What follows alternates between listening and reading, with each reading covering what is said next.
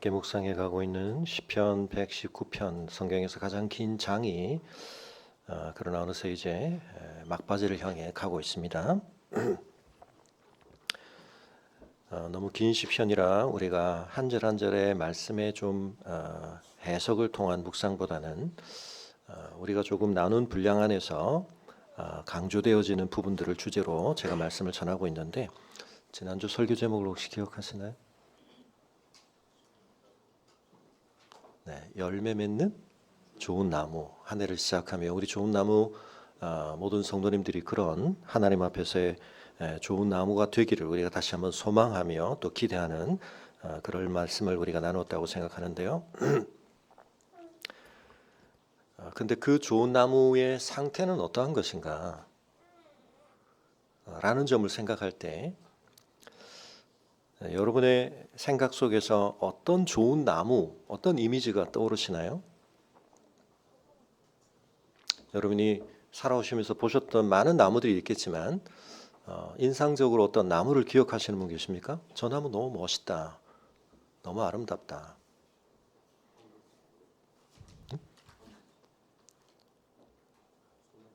소나무. 네, 네.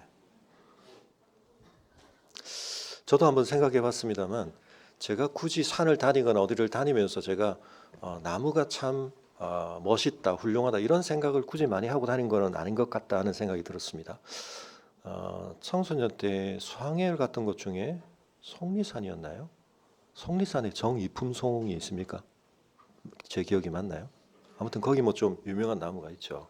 그러나 뭐 제가 그 나무를 보면서 제 개인적인 마음에 이 나무가 멋지다, 예쁘다 이런 생각을 해보진 않은 것 같고 저는 오히려 우리 여기로 공간을 옮기고 나서 이쪽을 지나갈 때 여러분 여기 봄에든 또는 가을에든 나무들이 굉장히 멋지다는 생각을 제가 좀 했던 것 같습니다.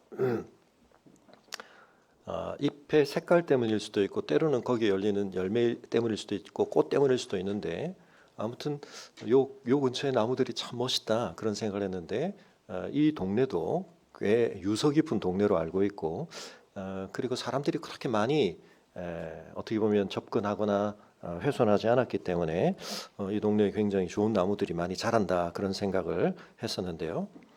여러분 눈앞에 보신 이 나무는 어떻습니까? 우리 좋은 나무의 역사와 함께한 나무입니다. 여러분. 지난번에 있었던 우리 성탄 트리는 치웠는데 그 나무는 열매를 못 맺는 나무였죠. 이 나무는 어떨까요? 예? 열매 맺는 나무예요? 안 맺는 나무예요?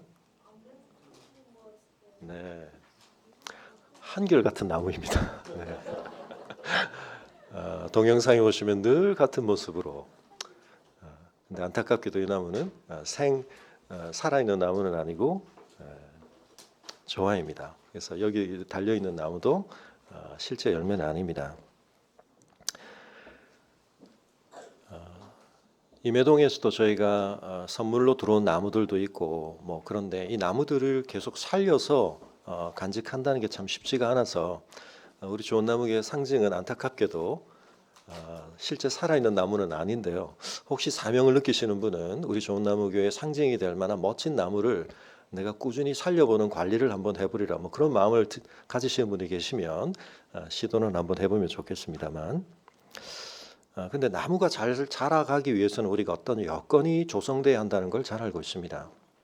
그 여건 가운데 굉장히 중요한 게 뭘까요? 물도 계속 공급이 돼야 되고 나무마다 물을 필요로 하는 주기는 좀 다르고 양은 다를 수 있습니다. 물은 분명히 제공이 돼야 되는데 또 토양이 있어야 되고요. 그러나 정말 중요한 것 한 가지는 빛이 있어야 됩니다. 빛이 적절하게. 그런 점에 있어서 여러분 이 공간에 예배 드리는 우리 예배당 공간 안에 외부로 연결된 창 혹은 창문이 몇 개인 줄 아십니까? 어디 있는 줄 아십니까? 본당 저 뒤에 문이 있습니다만 저 문은 바깥에 있는 철문을 닫으면 외부를 직접 우리에게 보여주는 창은 아니죠. 네. 네, 저 사무실 한쪽에 저 벽 쪽에 위에 저기는 창문이 있습니다. 열 수 있는 아주 작지만 또 네, 맞습니다. 여러분 여기 창이 있습니다. 그래서 이 공간을 처음 저희가 이제 쓰기로 하고 공간을 살펴볼 때 제가 제일 마음에 들었던 것 중에 하나가 이 자연광이 들어온다는 사실이었습니다. 원래 이 공간이 좀 다른 용도로 쓰이고 있었거든요. 근데 마치 우리 강대상을 여기다 위치하라고 지정된 것처럼 여기서 이 자연광이 들어오기 때문에 불을 다 끄면 이 공간이 어두워집니다만 그래도 낮에 오시면 여기서 이렇게 빛이 들어옵니다. 이 건물을 지으신 분이 꽤 건축에 대해서 나름의 자신의 안목을 가지고 지으셨다고 들었는데요. 우리 복도 앞으로 나가셔도 어떻게 되어 있습니까? 위로 뻥 뚫려서 자연광이 들어오게 되어 있거든요. 이런 조치를 하신 이유가 뭘까요? 어떤 공간 안에 자연적인 빛이 들어온다는 것이 한편 우리에게 주는 그걸 어떻게 평가해야 될지는 모르겠습니다만 여러 의미가 있다고 생각을 합니다. 그런 점에 있어서 어떤 공간에 창이 없다는 사실은 어떤 조건에서는 꽤 좋은 가치를 가질 수도 있죠. 외부로부터의 단절을 해야 하는 특히 외부로부터의 침입이나 공격을 막기 위해서 요즘 그런 표현들을 많이 들을 수밖에 없게 되어버렸습니다. 벙커라든지 패닉 룸이라든지 이런 것들은 어떻습니까? 외부로부터의 단절을 통해서 그 안에 있는 사람이 안전을 느끼는 그런 걸 위해서이기 때문에 거기는 창문을 둘 이유도 없죠. 만약 창문을 둔다고 한다면 어마어마하게 아마 두꺼운 창문을 둬야 할 것 같습니다만 창문이 없습니다. 그런 아주 특수한 경우에 우리가 그걸 긍정적으로 볼 수 있겠지만 많은 경우에 창이 없다는 사실은 우리에게 폐쇄를 의미합니다. 막혀 있고 닫혀 있고 그 속에 있는 사람은 그래서 굉장한 갑갑함을 느끼고 답답함을 느낄 것입니다. 그래서 폐쇄병동이라든지 폐쇄를 우리가 생각할 때는 감옥이 떠오른다든지 외부와의 단절 그런 것들이 우리에게 꼭 우리가 식물은 아니지만 우리가 광합성을 해야 하는 건 아니지만 우리 모두에게 그건 뭔가 우리의 건강한 생명 활동과 관련하여 긍정적인 요건이라고 생각하지 않을 것입니다. 매우 적대적인 다른 위협이 밖에 있을 때는 우리가 오히려 창을 포기하면서라도 그 속에 있는 안전을 우리가 추구해야 되겠지만 그렇지 않은 경우에는 빛이 들어오지 않은 공간에 계속 갇혀 있다. 이건 굉장히 우리에게 답답한 것입니다. 왜 그렇습니까? 우리가 광합성을 직접 하는 것은 아니지만 우리에게도 빛은 굉장히 중요하기 때문입니다. 오늘 말씀에서 제일 첫 내용이 지나가면서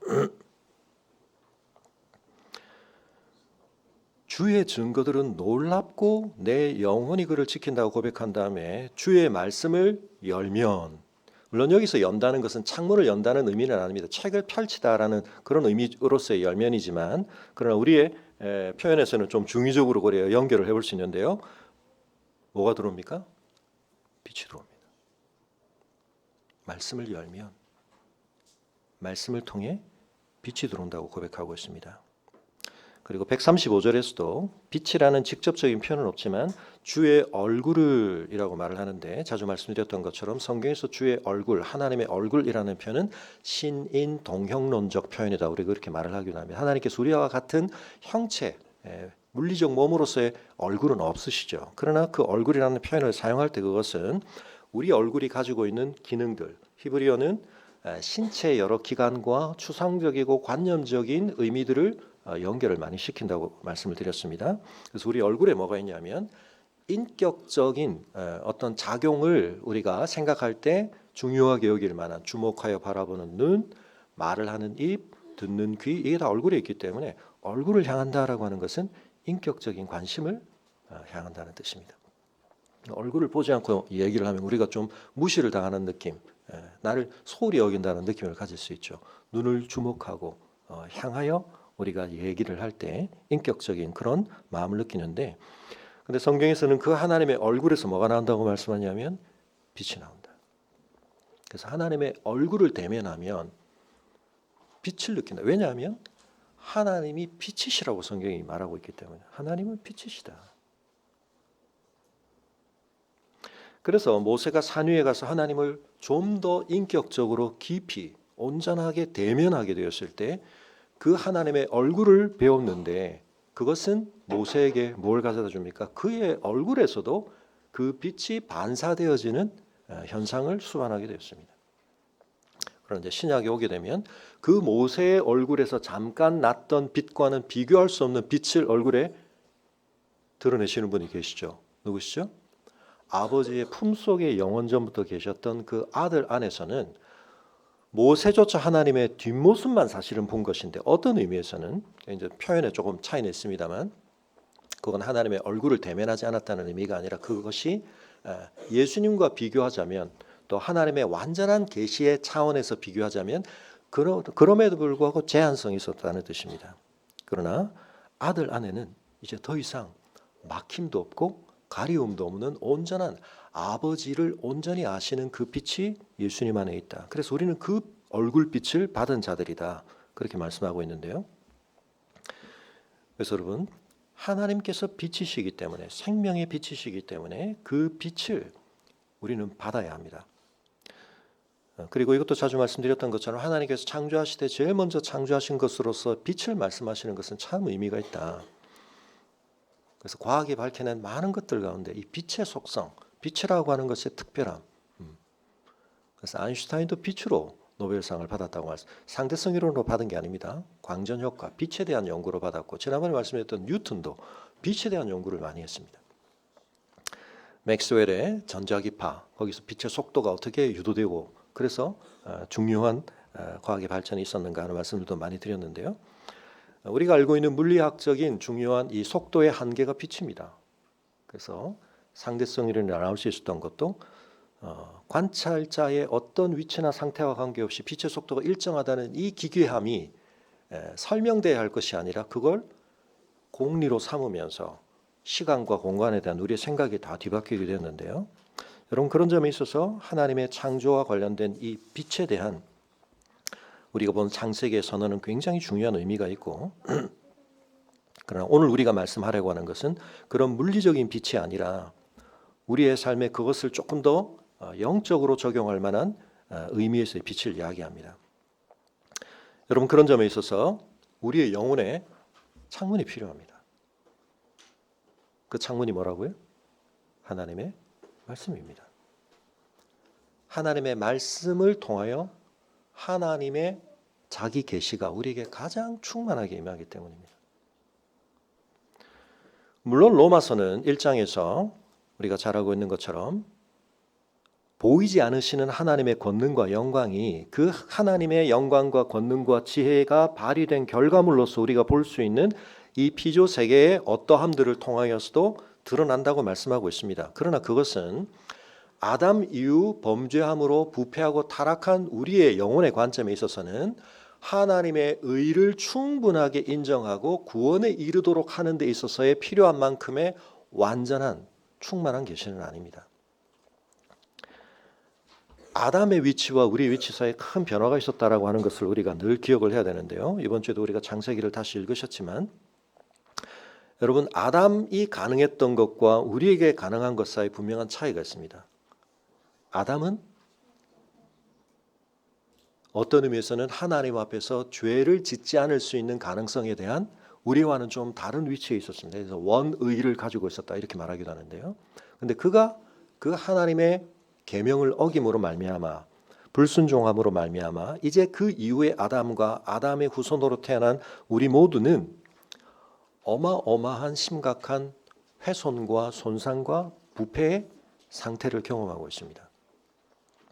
그럼에도 불구하고 우리 안에 굉장히 놀라운 점들이 남아있지만, 원래 우리가 그러했어야 할 그 기준을 놓고 보자면 우리에게 심각한 손상과 훼손이 일어났습니다. 그래서 로마서 1장은 하나님의 진노가 불의로 진리를 막는 사람들의 모든 경건치 않음과 불의에 대하여 하늘로부터 나타나는데, 하나님을 알만한 것이 그들 속에 보임이라. 하나님께서 이를 그들에게 보이셨느니라. 창세로부터 그에 보이지 않는 것들 곧 그의 영원하신 능력과 신성이 그가 만드신 만물에 분명히 보여 알려졌나니, 그러므로 그들이 핑계하지 못할지니라. 핑계할 수 없을 만큼 우리는 하나님의 영광과 권능을 그 결과로서의 창조물을 통해 알아야 하고 사실은 알 수 있습니다. 그러나 그 정도의 하나님에 대한 알을 가지고는 우리에게 마땅한 역할, 하나님께 찬송드리고 영광을 돌려드리고 감사하고 하나님의 구원을 은혜로 받고 의지하는 이런 일들을 우리가 하지 못하게 되고 하지 않으려고 합니다.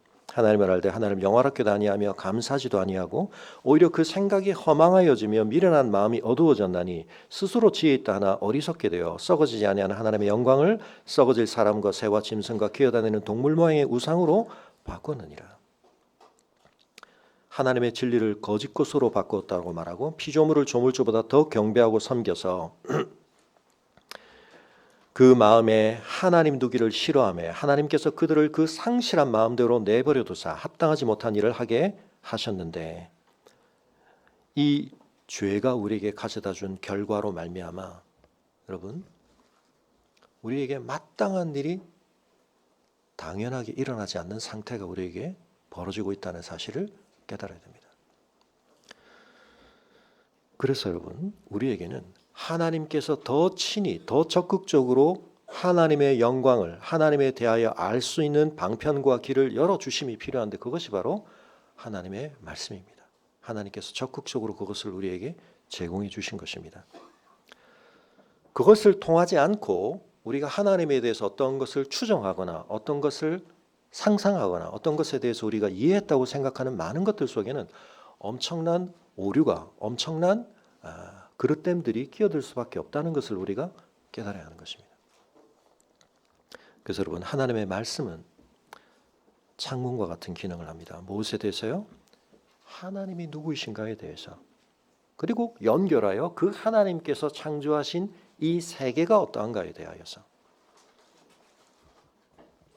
자 그런데 그런 점에 있어서 이 시편 119편을 노래하고 있는 사람은 하나님에 대해서 참 많은 것들을 인정하고 있고 깨닫고 있고 고백하고 있고 그로 인해 찬송하고 있습니다. 하나님에 대해서 또는 그것을 알려준 하나님의 말씀에 대해서 그 두 가지에 대한 고백은 사실은 같은 것이죠.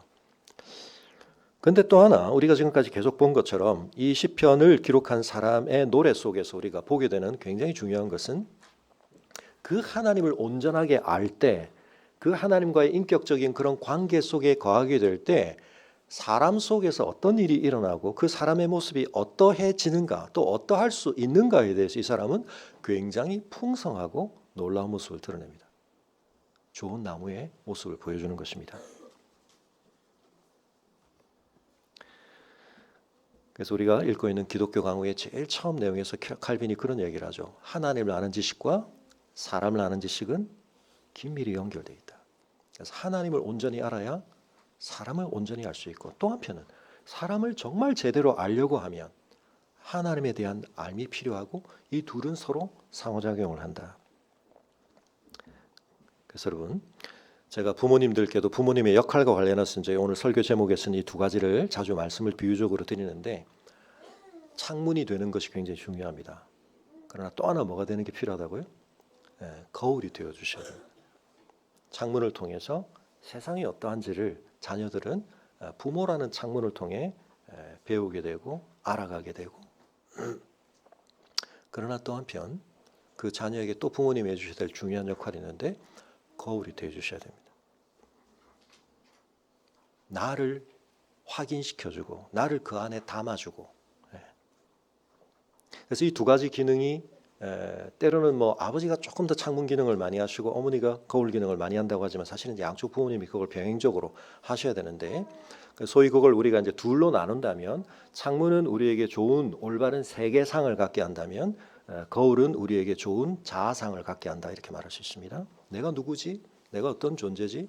특별히 나는 얼마나 가치 있는 존재지라고 하는 것과 관련해서 그래서 이제 독일의 부모님이나 또 우리의 조금 유교적인 부모님들은 이제 창문 기능을 굉장히 많이 하셨죠. 세상에서 똑바로 살아야 되고 세상의 룰을 잘 알아야 되고 세상에서 잘 성공하기 위해서 어떤 것들을 또 습득해야 되는 이런 것들.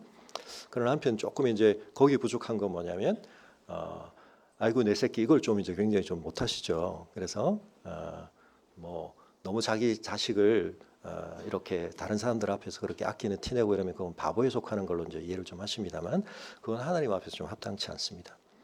그래서 여러분 우리가 이번에 읽었던 창세기 안에서도 다시 말씀드리지만 창세기 11장 중반까지 창세기 이야기가 아주 스펙타클하게 전 피조 세계를 대상으로 한 것처럼 흘러가다가 아브라함을 부르심부터 50장까지 거의 창세기의 5분의 4가 갑자기 하나님의 관심과 관점이 지극히 좁아진 것처럼 한 사람 상대하시느라 그 집안 이야기 상대하시느라 급격하게 좁아진 것처럼 보입니다. 근데 여기 하나님의 굉장히 중요한 뜻이 있습니다. 거기 제가 자주 말씀드리지만 마치 하나님이 1차적 모성 몰두를 지금 하고 계신 것처럼 출산 직전에 임산부 그 마지막 시기와 출산 직후 엄마는 살짝 미쳐 있습니다. 아이에게 온 관심을 쏟으면서 그 아이의 반응에 민감하게 응답하면서 그래서 다른 사람은 모르지만 얘가 잠이 부족해서 우는 건지 배가 고파서 우는 건지 기저귀를 갈아 달라고 우는 건지 다른 사람들은 잘 구별하는데 엄마는 기가 막히게 합니다. 깊은 관심을 가지고 있기 거기에 초인적으로 초월적으로 거의 몰두를 하고 있기 때문에 하나님이 그렇게 하십니다. 아브라함에게. 그래서 우리 어떤 친구가 질문을 했지만 아니 애굽에서 애굽계 바로를 하나님께서 좀 부당하게 대하시는 게 아닌가. 한편 맞습니다. 근데 하나님이 마치 1차적 모성 몰두를 하신 엄마처럼 약간 아이에게 미쳐있는 엄마처럼 다른 거 다 막 포기하시는 것처럼 아브라함에게 몰두하시는데 저러다가 아브라함 망치는 거 아니야? 저렇게 응석바지로 키우면 안 되는 거 아니야? 25년을 그렇게 하시죠. 우리는 아브라함이 믿음의 조상으로 그냥 처음부터 경고했던 것처럼 생각해 가기 쉽지만 다시 읽을 때마다 뭘 보십니까? 우리랑 다를 바가 없습니다. 하나님이 키우시는 겁니다. 그 두 가지 역할이 필요합니다. 근데 하나님이 마지막 22장에 가면 어떻게 하시죠? 갑자기 얼굴을 싹 바꾸신 것처럼 엄청나게 말도 안 되는 어려운 문제로 이삭을 나에게 바쳐라. 그럴 수 있었던 이유가 뭐라고요? 하나님의 마음을 깊이 헤아리게 되고 하나님의 능력을 죽은 자와 다를 바 없는 자신의 몸에서 생명 낳는 것과 관련해서 죽은 자신의 몸에서 생명을 낳게 하시는 하나님. 동일한 문제는 아니지만 유사한 기출 문제를 풀게 하셔서 응용을 하게 하신다. 우리의 믿음은 응용이다. 많이 말씀드렸기 때문에 짧게만 제가 요약을 드립니다. 그리고 하나님의 약속에 대한 신실하심. 그 약속을 이렇게 그냥 하시려나? 약속의 명제는 알았지만 약속의 실체적인 의미를 하나님이 계속 좁혀가시는데 처음에는 그냥 내가 신실하게 기른 내 종을 양자 삼아 당시에 그런 방법이 있었으니까 또는 내 아내의 여종과의 관계에서 야곱은 그렇게 실제로 자녀들을 낳았죠. 인정해 주십니다. 그러나 아브라함이 그거 아니다 너하고 살아 사이에서 그렇게 하나님께서 철저하게 그 약속을 명확하게 규정하셨고 그 약속을 지키실 것을 다짐하시면서 주신 아들인데 왜 죽이라고 하시나? 이해는 다 하지 않았지만 하나님을 믿음으로 그 믿음은 뭐죠?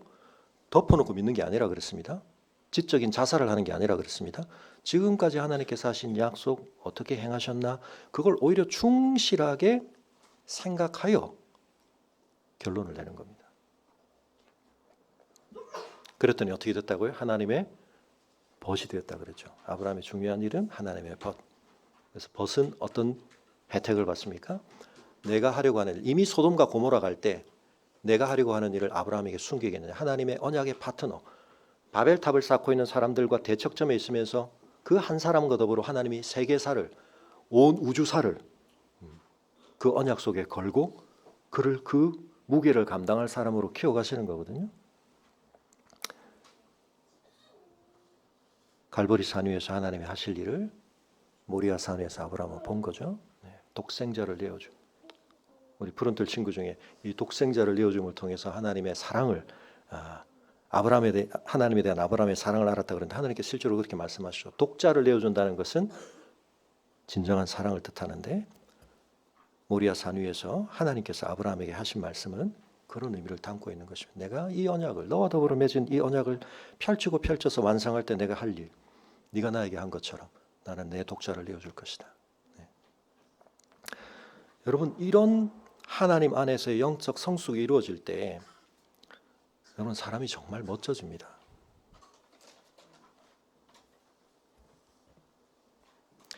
하나님하고 대화가 되는 사람, 하나님 마음을 헤아릴 수 있는 사람, 하나님의 약속과 명령과 뜻이 자신 안에서 공명되는 사람, 튕겨나가지 않고 우리의 왜곡된 마음으로 그것을 잘못 받아들이지 않고 얼마나 아름다우십니까? 아브라함의 모습이. 그 아브라함보다 훨씬 더 아름다운 분은 누구십니까? 그 아버지의 뜻에 죽기까지 순종하신 예수 그리스도. 그래서 여러분, 사람이 아름다워질 수 있다는 것에 대해서 우리가 한편 신체나 외모에 대해서도 어떤 그 사람의 외모의 형태가 아름다울 수도 있죠. 그러나 또는 기능이 아름다울 수도 있습니다. 좋은 솜씨를 가진다거나 육체적으로도 좋은 어떤 능력을 가진다거나. 그래서 우리가 어떤 좋은 모델을 보면 본이 되기도 하고 동기가 되기도 하는데요. 근데 여러분, 영적으로 우리가 좋은 본을 보는 것은 굉장히 중요합니다. 우리가 시편 119편을 이렇게 길게 보면서 여러분 마음속에 와, 사람이 저럴 수 있구나. 사람의 영혼 안에서 저런 반응이 나올 수 있는 거구나. 또 나와야 하는 거구나. 나도 나오고 싶구나. 이런 것들을 하나님께서 우리에게 기대하시고 이 말씀을 주신 겁니다. 제가 말씀드렸던 것처럼 그런 사람은 없어. 그건 이상이야. 존재한다는 걸 보여주시는 거예요. 한 사람만 존재하면 됩니다. 그러면 우리가 그걸 다 이상화 취급하면서 그걸 내 현실의 본으로 삼지 않을 수 있는 핑계가 박살나버리는 거죠. 한 사람만 있으면 됩니다. 저럴 수 있네. 핑계 댈 수 없습니다.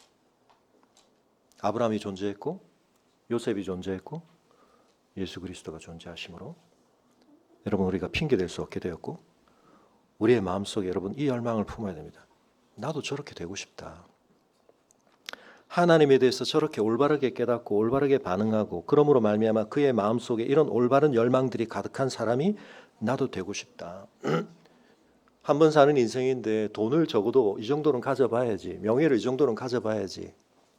건강하게 이 연수는 살아봐야지. 그것도 우리에게 필요한 목표일 수 있습니다. 그러나 여러분, 그보다 훨씬 중요한 건 사람의 본래적인 이 목적과 관련하여서 생명의 주 대신 하나님 앞에서 하나님의 빛된 말씀이 우리 안에 조명되어지고 그 말씀의 에너지가, 그 말씀의 정보가 우리 안에 제대로 작용하여 빛을 받은 나무가 건강하게 자라고 열매 맺는 것처럼 내 삶에 이런 모습 내가 이룰 수 있구나, 꿈꿔볼 수 있구나.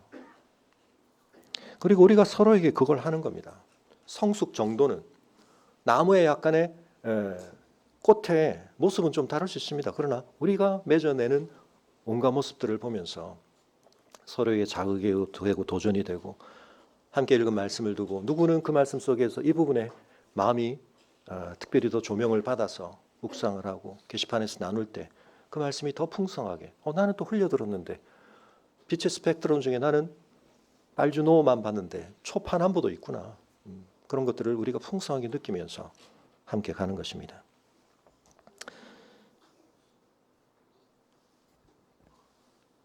제가 자주 언급되었던 분들인데 네. 오늘은 영상을 제가 틀지는 않겠습니다만 화면이 떴나요? 네. 닉 부이치치죠. 네.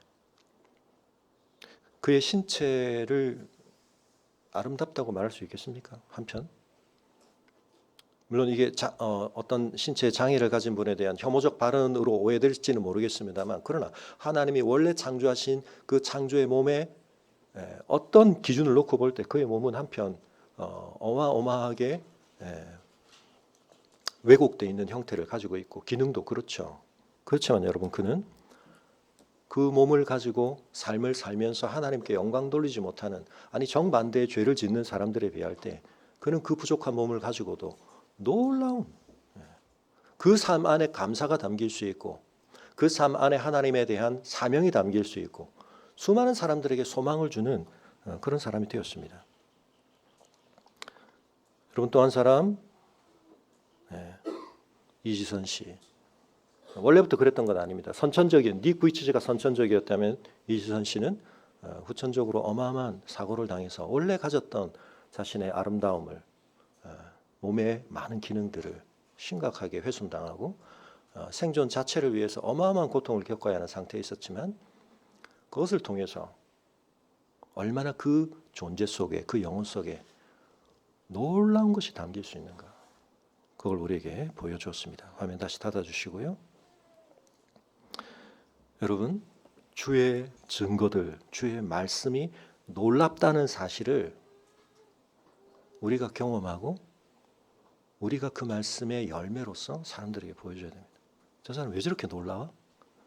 저 사람 왜 저렇게 아름다워? 우리의 신체의 어떤 외형을 얘기하는 게 아닙니다. 올림픽에 나갈 수 있는 어떤 그런 신체 기능을 얘기하는 게 아닙니다. 우리의 영혼이.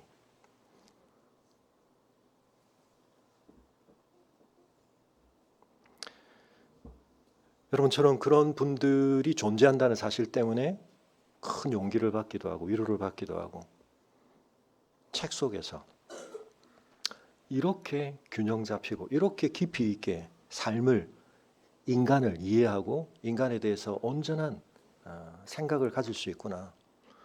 또 때로는 제 곁에 허락해 주신 영적인 스승들과 그런 리더들을 통해서 너무 멋있다 저분.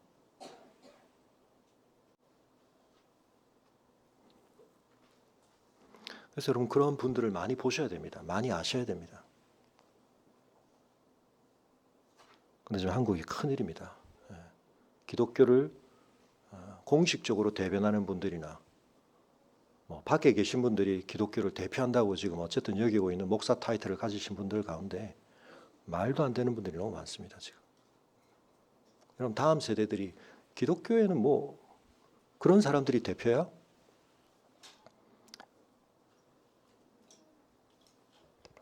여러분 우리가 분발해야 됩니다.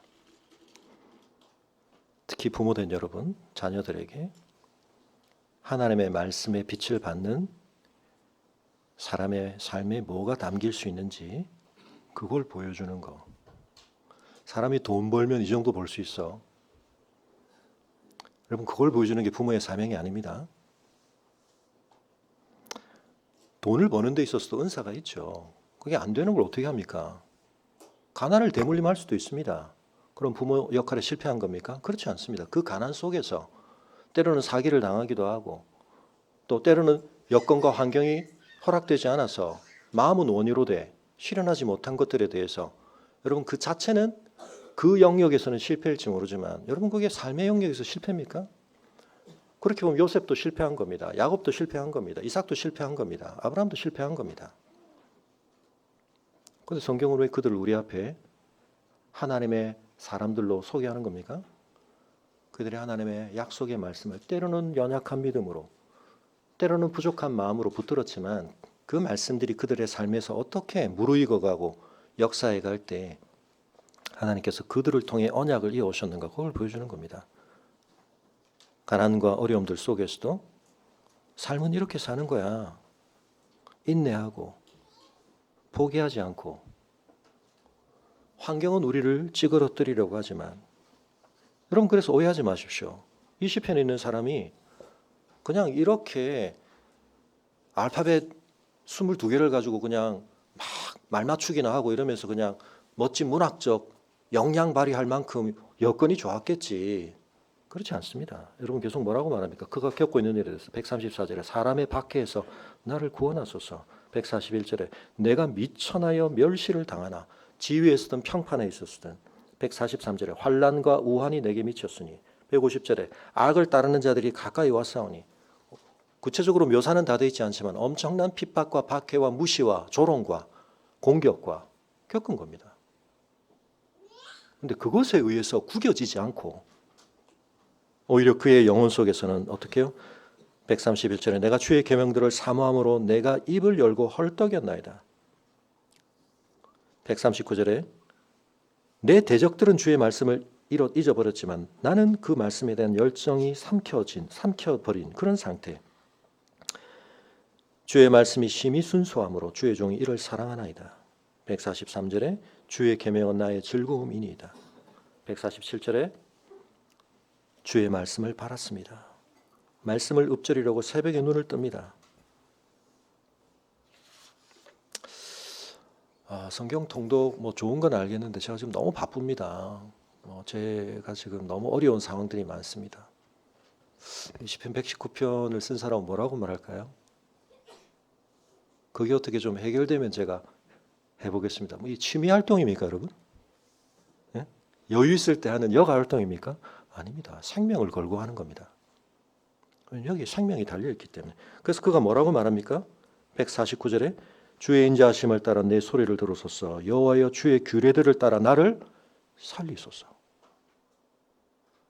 살려고 하는 겁니다.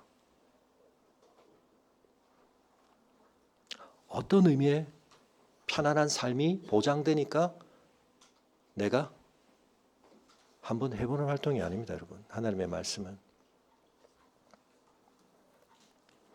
그래서 여러분, 말씀을 잘 안 먹고도 살 수 있는 분은 어떤 분이라고요? 죄송하지만 영적으로 죽었거나 좀비거나.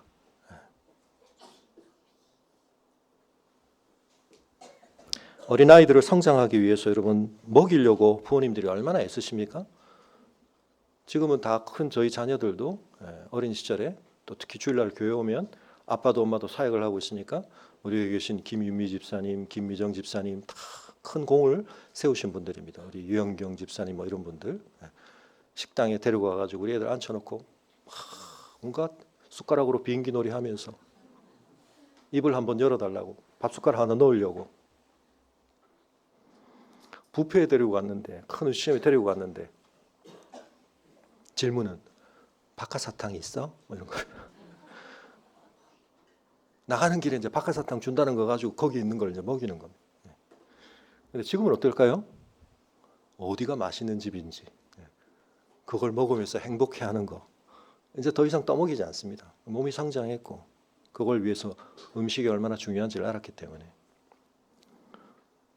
여러분 식물에게 빛이 광합성을 가능하게 하는 것으로서 필요한 것을 알기 때문에 빛이 없는 곳에서 식물들이 빛이 있는 곳으로 몸을 틀고 가는 것처럼 하나님 안에서 영적으로 우리가 살아있으면 여러분 안 먹는 사람은 이제 죽으려고 작정한 사람이거나 이미 몸이 생명의 작용에 있어서 심각한 문제가 생겼을 때 이제 우리가 먹고 싶은 식욕이 사라지게 되죠, 실제로. 그래서 하나님의 말씀을 별로 먹고 싶은 마음이 없다. 이걸 굉장히 심각하게 여기셔야 됩니다. 하나님 말씀에 끊임없는 부딪힘과 작용을 겪지 않은데 제가 10년 뭐 20년 신앙생활 잘하고 있습니다. 여러분 그건 신앙생활 잘하는 게 아닙니다. 종교 활동을 잘하고 계시는 거지. 심각하게 생각하셔야 됩니다. 하나님의 말씀 앞에 내가 품는 생각들이, 내가 가지는 전망들이, 내 안에 일어나는 욕구들이, 내 안에 일어나는 정서들이 어떻게 조명되어지고 어떻게 그것들이 다시 조정되어지고 어떻게 다시 또 북돋워지고 이런 일들이 일어나는가에 대해서 아무런 경험이 없다. 여러분 이건 매우 매우 심각한 일입니다. 아이가 사흘째 밥을 안 먹고 있는데 일주일째 밥을 안 먹고 있는데 부모가 언젠가 먹겠죠. 자녀를 사랑하지 않는 부모겠죠. 물론 우리가 교회에서 하고 있는 통독만 하나님의 말씀을 듣는 방식은 아닙니다. 다양한 방식으로 하나님의 말씀을 접할 수 있습니다. 그러나 여러분 우리가 이 통독을 하는 것은 제가 여러분을 괴롭히기 위해서 드리는 게 아니고 우리가 더 온전한 좋은 나무가 되기 위한 필수적인 과정이라는 점을 기억하시기 바랍니다. 세계관적으로 말하면 그래서 여러분 신론과 인간론이 가장 중요한 이 원심력과 구심력을 발휘한다고 말씀을 드렸는데 어쨌든 우리에게 있어서 이 창문, 세계에 대해서 알아야 될 것 중에 가장 중요한 게 이제 하나님을 아는 것이고 그 다음 나를 아는 거죠. 그래서 세계상과 자아상이 건강하고 온전하게 형성돼야 되는데 그 점과 관련하여 하나님의 말씀이 창문이 되고 거울이 되어서 이 세상이 어떤 세상이지, 이 세상을 지으신 분은 어떤 분이시지, 이 세상에서 지금 어떤 일이 벌어지고 있지, 그러나 하나님은 나를 어떻게 보고 계시지, 나를 어떻게 대하시지, 나에게 어떤 기대를 가지고 계시지. 여러분 그래서 이 자아상이라고 하는 것도 세계상이라는 것도 부모의 창문과 거울이 어떤 역할을 하느냐에 따라 자녀들에게 참 다르게 형성이 됩니다. 그래서 보통 우리가 이제 SOP, Significant Other Person, 나에게 중요한 타인, 꼭 부모가 아니어도 좋은 선생님을 만나거나 또 좋은 영향력 있는 권위 있는 분들이 그런 역할을 해줄 수 있는데요. 특별히 뭐 이것도 예전에 제가 말씀드렸지만 뭐 가드너라는 사람이 이제 다중지능 이론이라는 걸 주장하기도 했는데 우리가 IQ만 생각을 하지만 뭐 EQ도 있습니다만 그래서 우리 이제 여러 가지 역량을 좀 범주를 다양하게 해서 여러 가지 측면에서 아이들이 좀 더 다른 지능의 또 발달된 측면을 가질 수 있는데 근데 이제 성공한 사람들을 모아놓고 보면 뭐 자연 친화 지능이 있고 언어 지능도 있고 뭐 수리적인 것도 있고 좀 더 특화되고 잘 발달된 역량들이 있지만 성공을 하려면 반드시 수반돼야 될 영역의 지능이 하나 있습니다. 그게 뭐냐면 자기 이해 지능이 함께 따라야 됩니다. 그 구체적인 영역적인 특별한 지능 플러스 항상 자기 이해 지능이 높은 사람이 성공하더라. 이건 자아상 문제하고도 관련이 되고요. 그래서 여러분, 하나님의 말씀 앞에서 나에 대한 자아상을 우리 자녀들이 어떻게 가지는가, 또 부모된 내가 어떻게 가지는가. 왜냐하면 우리 부모님들의 부모님 세대는 한국 사회 격동기를 사셨거나 그 다음 세대인 경우들이 많기 때문에 사실은 우리가 직접 경험한 부모님은 삶의 굉장히 어려운 여건들 속에서 생존 그 자체가 쉽지 않았던 시름들 속에서, 그리고 본인들이 또 그 부모님께 별로 그렇게 좋은 창문과 거울 기능을 하지 못했기 때문에 숙제들을 많이 가지고 계신데, 저희 세대 또 뭐 저희 교회에 계신 많은 분들은 본인의 씨름이 굉장히 필요합니다. 그래서 그냥 이게 나야라고 생각하는 많은 것들 속에서도 하나님의 말씀 앞에서 걸러봐야 될 것들이 있고 새롭게 채워야 할 것들이 있고, 여러분 우리의 자아상과 관련하여서 이건 내가 사실은 가졌다기보다는 나를 지속적이고도 의미 있게 지켜봐주는 누군가의 시선들이 우리 안에 내재화되는데, 하나님께서 나를 바라보시는 그 관점과 기준과 시선으로 나를 볼 줄 아는 사람이 되는 것, 이게 이제 건강한 성경적 자아상을 가진 사람이 되는 거죠. 오늘 본문에 보면 앞서 제가 언급해드렸던 내용들처럼 이 사람은 자기 보고를 굉장히 많이 합니다. 내 상태가 이렇습니다. 또 내 안에는 이런 열망이 있습니다. 이런 갈망이 있습니다. 이런 결단이 있습니다. 또 내 안에는 이런 반응이 일어납니다. 지난번에 말씀드렸던 것처럼 애착 형성이 잘 안 되면 애가 어떻게 된다고요? 건조하고 단조로운 애들이 되는데, 이게 약간 회피성으로 갈 때 부모들이 착각하는 경우, 애가 굉장히 안정적이다, 굉장히 환경에 굴하지 않는다. 근데 내적으로 보면 콜티솔 측정 이런 거 해보면 내적 스트레스는 굉장히 높은 경우, 하율이 제가 예전에 보여드린 적 있죠. 프로젝트의 목적이 뭐였습니까? 나중에 얘가 울게 만드는 거. 울어야 될 때 안 우는 애, 걱정하셔야 됩니다. 이 사람은 좀 어떻게 합니까? 무슨 영적 고수의 수준에서 항상성을 쫙 유지하는 게 아닙니다. 한편은 격동이 있습니다. 부르짖기도 하고 헐떡이기도 하고. 그런데 그 모든 것들이 건강하게 하나님과의 영적 애착 형성에 있어서 안정감을 가지고 있으니까.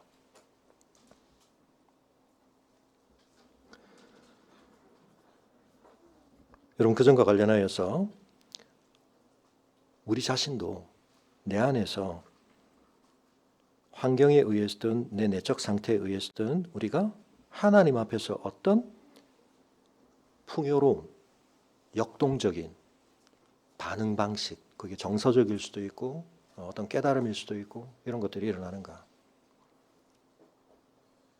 점검할 필요가 있습니다. 시편 전체를 통해서 제가 그 점을 많이 강조를 드렸지만, 야, 이건 너무 좀 막 가는 거 아니야 싶은 것도 하나님은 어떻게 하신다고요? 기도로 받으신다고요. 그걸 물리치지 않으십니다. 외면하지 않으십니다. 상대해 주십니다. 아니, 오히려 그렇게라도 나하고 좀 얘기하자, 그러시는 겁니다. 여러분, 우리가 베드로후서 지금 이번 주 끝났는데 전에 했던 요나서, 여러분 얼마나 막 가는 선지자입니까? 요나서의 가장 중요한 건 니느웨의 변화가 아니고 사실은 선지자 자신의 변화라는 점에서 매우 특이한 선지서라는 걸 많이 말씀드렸습니다. 여러분, 니느웨로 가지 않은 이유가 뭐죠? 니느웨가 자기에게 회개를 요청했을 때 위협할까가 문제가 아니라 요나가 하나님을 너무 잘 한편은 알았기 때문에, 자기가 회개를 요청했을 때 걔들이 회개하면 하나님이 쟤들을 용서하실까 봐 그게 못마땅해서 안 간 겁니다. 그래서 요나서는 3장에서 끝나지 않고 4장이 중요하다고 말씀드렸죠. 4장에서 뭐예요? 사명은 성공을 했습니다. 어마어마한 선지자를 통해서 이방 땅에 그런 회개가 일어난 적이 없습니다. 성공적인 사역을 했습니다. 하고 나서 어떻게 합니까? 팔짱 끼고 앉아서 거기를 보고 있는데, 결과적으로는 성공했지만 하나님 거기서 끝내지 않고, 아이고 참 힘드네, 선지자 하나 써먹기. 야, 물고기까지 동원하고 바다에 막 풍랑까지 일어서 내가 결국 너한테 이렇게 해서 내가 이걸 봐야 되겠나. 여러분, 하나님 그럴 때 요나 필요 없으십니다. 당나귀를 보내실 수도 있습니다. 그런데 하나님 끝까지 뭐 하십니까? 요나를 설득하십니다. 요나와 씨름하십니다. 여러분, 이게 신약으로 보면 뭐죠? 예수님의 탕자의 비유입니다. 여러분, 탕자의 비유의 핵심 대상은 탕자가 아닙니다. 그 탕자의 돌아옴에 대해서 오히려 시큰둥하고 있는 형 얘기입니다. 이스라엘 얘기입니다. 온 세상을 구원하고자 하는 하나님의 열망과 관련하여 가장 중요한 은혜를 받았고 가장 큰 사명을 받았고 가장 특혜를 받은 그들이 팔짱 끼고 앉아서 특권 의식만 가지고 배타주의에 젖어서 하나님의 마음하고 떨어져 있는, 오프되어 있는 상태. 좋은 크리스찬이라고 스스로 착각하는 분들 가운데 이런 상태에 계신 분들이 꽤 많습니다. 하나님과의 관계에서 역동성이 없습니다. 하나님을 꽤 잘 봐드립니다. 하나님이 우리에게 그런 걸 요청하신 적이 없습니다. 내가 언제 너보고 나 봐주라 그랬냐. 욥기를 보십시오. 시편을 보십시오. 행위가 묘사되어 있지 않아서 그렇지 삿대질을 하고 있을 가능성이 많습니다. 씩씩거리면서. 그걸 나의 앞에서 하라. 하나님 그거 말씀하시는 겁니다. 자녀가 부모를 너무 잘 봐주는 자녀는 여러분 한편은 건강하지 않은 겁니다. 물론 부모가 너무 고마워서 부모의 권위에 대해서 잘 순종해서 그럴 수 있지만 내 속에 있는 것을 너무 많이 자기 검열하는 자녀가 되는 것은 꼭 건강하기만 한 건 아닙니다. 그 하나님에 대한 신뢰가 있으면 아직 성장하는 과정에서 품을 수 있는 많은 것들에 대해서 정직하게 이야기할 수 있는 것. 부모가 그걸 감당해 줄 수 있을 거라는 생각을 할 때 그렇게 할 수 있는 겁니다. 근데 예상할 때 내가 이렇게 말하면 부모가 이렇게 반응할 거고 그럼 골치 아파지고 피곤해지겠고 오케이 이렇게 되는 것은 좋은 게 아니에요.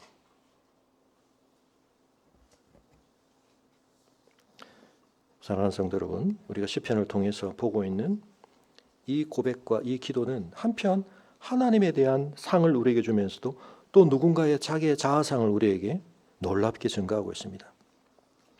여러분 이걸 정말 잘했던 사람들의 그룹 중에 하나가 청교도입니다. 청교도들은 개혁주의 신앙의 굉장히 중요한 또 다른 버전의 그룹이었는데 물론 청교도의 또 굉장히 부정적인 버전들도 있습니다만 우리가 그래도 참 모델로 삼을 만한 한 시대의 모습들 어쨌든 미국을 탄생시킨 배경이 있기도 하고요. 제가 자주 말씀드렸던 것처럼 막스 베버는 어쨌든 우리의 경제 시스템과 관련해서도 로버트 머튼이라는 사람은 과학혁명기를 낳은 그 중요한 계기에 있어서 청교도들의 신앙이 어떻게 실제적으로 자신의 삶의 영역에서 경제활동의 영역에서 학문을 추구하는 관점에 있어서 동력이 되었고 동기가 되었는가 그리고 그것이 그 이전 시대상을 바꾸게 되었는가 그런 얘기들을 하는데요. 지금 광장에 있는 그 어느 목사님 자기 청교도 영성훈련원인가요? 뭐 그런 그분은 청교도를 아는 분이 아닙니다. 제가 볼 때는. 여러분 청교도는 어마어마하게 내성적인 약간은 좀 병적이라고 우리가 느낄 만큼 자기 하나님의 말씀의 거울 앞에서 엄청나게 민감하게 그 하나님의 거룩과 영광 앞에서 뭐라고 말씀해서 오늘 140조 주의 말씀이 심히 순수함으로 여기서 순수하다는 건 여러분 우리가 지난주에 보았던 말씀 중에 악인들에 대해서 하나님이 대하시는 찌꺼기처럼 그들을 제거하신다는데 이 찌끼라고 하는 게 여러분 그 금속을 재련하거나 이러는 과정에서 이렇게 열을 가했을 때 이렇게 부유물로 뜨거나 이제 불순물들이 나오는 거 그거 걸러내는 걸 얘기하는 그런 표현이거든요. 같이 섞여 있지만 순도를 떨어뜨리는 어떤 것들에 대해서 하나님의 순수한 빛과 그 조명하심 앞에서 우리 안에 괜찮은 줄 알았지만 우리가 더 성령 충만해질수록 하나님 말씀 충만해질수록 그때는 그냥 내가 민감하게 몰랐던 부분에 대해서 하나님 앞에서 가책을 느끼기도 하고 두려움을 느끼기도 하고 그러면서 우리를 더 순도 높게 빚어가는 그 말씀의 재련의 과정 이게 청교도 안에 얼마나 강력한지 모릅니다. 그러면서도 그들은 내성주의에 갇혀있지만은 않았습니다. 이 세계에 대해서 하나님에 대하여 비전을 가지고 자신의 삶의 영역에서 그런 것들을 펼쳐내고 놀라운 균형을 가졌던 겁니다.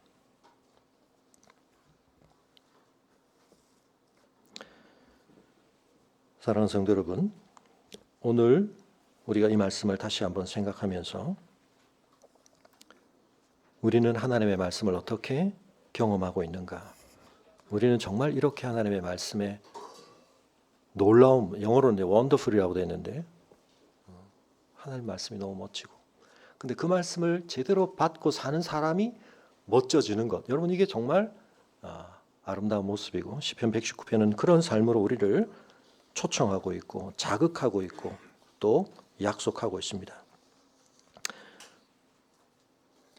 성경 통독을 우리가 계속해 나가면서 여러분 우리의 인생을 다시 한번 하나님 앞에서 생각하면서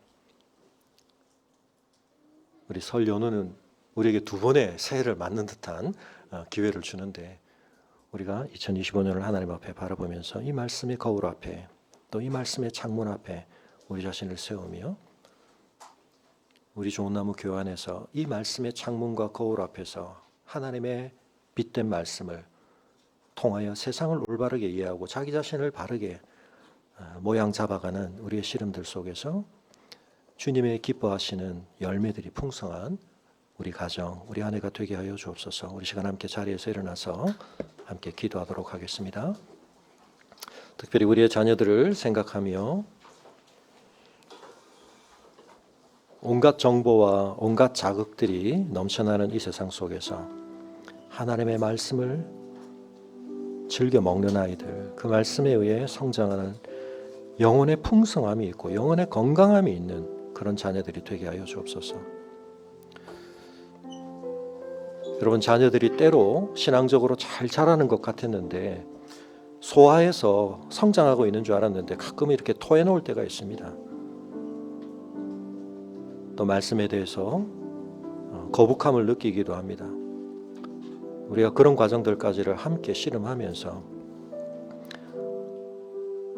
그들의 체질이 변화되어지고 성장하기를 기대할 때 여러분 하나님께서 아브라함을 얼마나 오래 참으셨는지 이삭과 야곱을 어떻게 다루셨는지 대하셨는지 기억하면서 그리고 여러분 우리 자신을 하나님께서 얼마나 오래 참아주셨는지 기억하면서 우리가 인내하고 포기하지 않고 그리고 중요한 건 우리 자신이 본이 되면서 이 씨름을 감당하게 하여 주옵소서. 우리 함께 기도하겠습니다.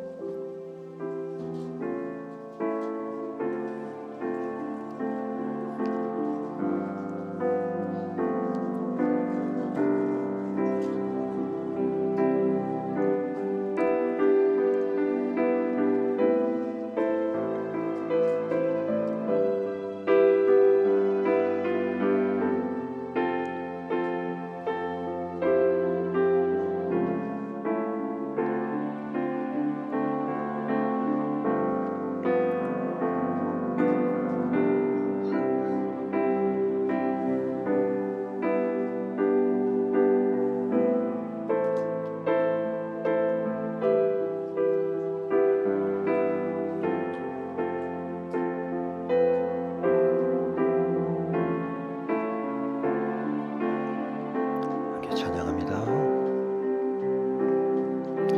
주여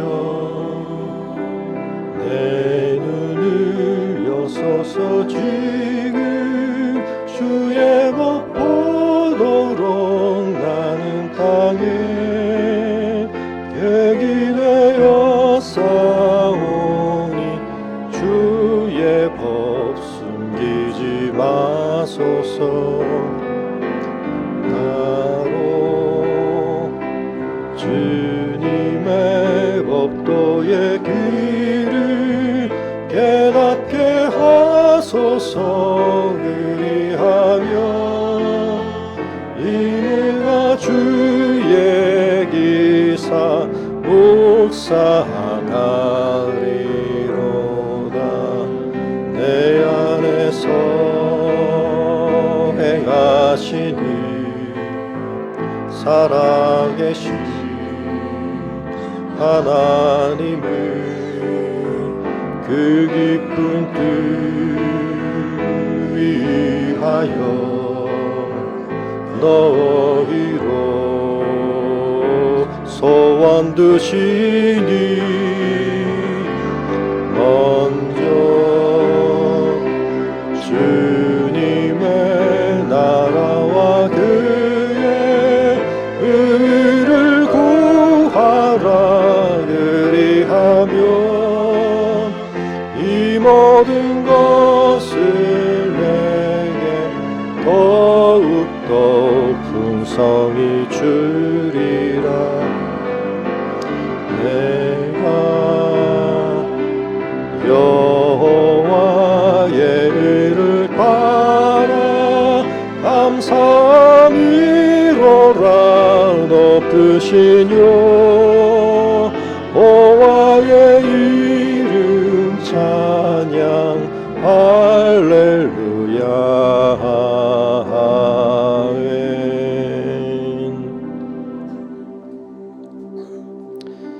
고마우신 아버지 하나님, 하나님께서 저희에게 숨어 계시지 않고 침묵하지 않으시고 자신을 은폐하지 않으시고 온전히 계시하여 주시고 말씀하여 주시니 감사합니다. 이 말씀이 저에게 얼마나 중요한 것인지, 이 말씀에 상호작용하는 것이 우리에게 얼마나 필요한 것인지 주님 깨닫게 하여 주시고, 시편 119편을 통하여 우리에게 보여주시는 이 아름다운 하나님 앞에서 좋은 나무의 영혼의 모습들을 본삼게 하시고 자극제 삼게 하시고 그것을 우리의 약속으로 품게 하시고 우리가 그것을 주님 앞에서 달려갈 푯대로 삼으며, 주님 저희도 하나님의 말씀에 간절함을 품고 헐떡임을 품고 그 말씀 앞으로 나아가는 저희들 되게 하시고, 그 말씀을 붙들고 씨름할 때 성령께서 우리 가운데 밝히 조명하여 주사 빛을 비추어 주시고, 그것이 우리의 영혼을 강건하게 하는 무엇과도 바꿀 수 없는 양식 되게 하여 주시고, 그것이 우리의 삶에 빚어내는 풍요롭고도 풍성한 열매들을 가지고 주님 앞에 영광 돌리는 저희들 되게 하여 주시옵소서. 가정에서 뜰원들과 함께 성경을 읽어가며 그 말씀을 나눌 때에 우리 가운데 그 말씀의 교제가 주시는 즐거움과 기쁨과 그것을 함께하는 자들 사이에 누리는 아름다운 연합이 깊어지고 견고해지게 하시며, 또 한 주간을 살아갈 때 주님 저희를 너무나 힘겹게 하는 온갖 상황들과 어려움과 문제들이 있지만 말씀을 붙들고 씨름해 갈 때 이기게 하시고 승리케 하실 줄 믿사오니 주님 저희와 함께하여 주시옵소서. 이제는 우리 주 예수 그리스도의 은혜와 하나님 아버지의 그 크신 사랑과 성령님의 감화감동 교통하심이 말씀으로 주께서 우리와 가까이 계심을 깨달아가며 그 말씀을 품고 부르짖고 간구하고 또한 주님 앞에 나아가기를 원하는 성도들, 말씀의 창문이 닫혀져 있지 않고 거울이 깨어져 있지 않으므로 말씀을 통해 세상을 보고 하나님을 알아가며 그 말씀 앞에서 진정한 내가 누구인지를 확증받고 그런 나로서 주 앞에 더 영광스럽게 찬송하며 기도하며 하나님과의 막힘없는 상호작용의 영적 성장의 과정을 이루어가기를 열망하는 주의 성도들의 걸음 위에 지금부터 영원토록 함께 하시기를 간절히 축원하옵나이다.